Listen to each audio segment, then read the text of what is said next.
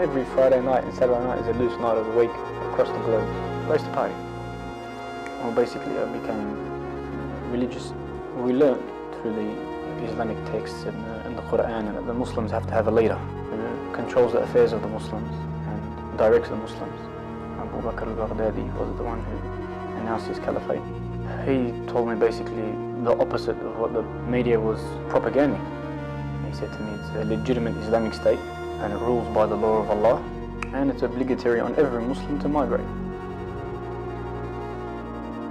They smuggled us into Talabiad. We were put in a house.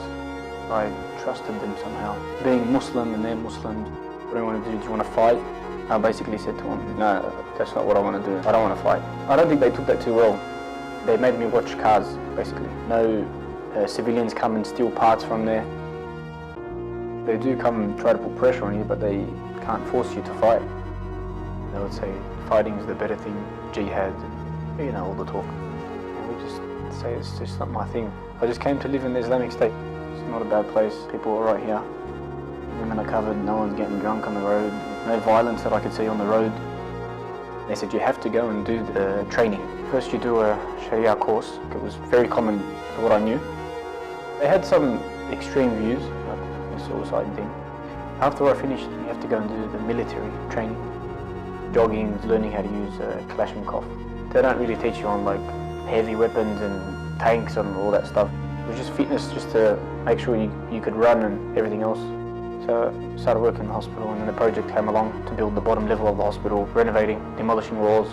This is when my views changed about Dawla. They came in and they said, we're going to stop the funding. We're not going to build this hospital anymore. And I just couldn't get my head around that. You'd hear about beheadings and all this stuff that's carrying on. And they would say, no, these guys are disbelievers, they committed war crimes, they were spies. I never seen it in the street. Basically, that's when my view changed, when these guys just wanted to corrupt it within. Mayadin was just like the start of the hardship, the hard way of living there. Food supplies got cut, bakeries are getting hit, they were getting bombed. The Syrian army said that they're going to wipe it off the map, and that's literally what they started doing. They started barrel bombing. It was out of hand. They were just doing shifts, one after the other, one after the other. I said, I'm going to get my family out of here. So I went and lived on the outskirts of Mayadin.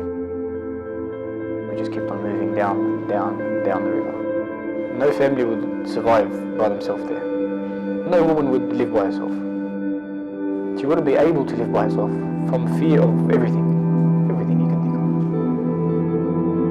And but it was basically, there was a few times where they ceased fire and then they would start again. They would say there's only room for the injured to go out.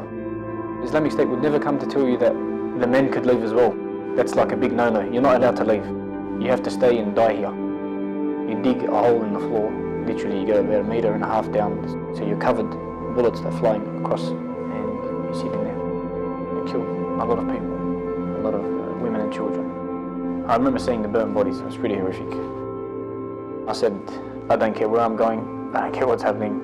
I'm walking out now.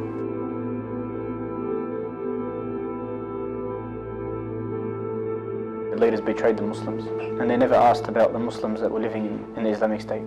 They didn't show us that they cared. Don't believe that. Don't be stupid and ruin what you have for something that's not really there.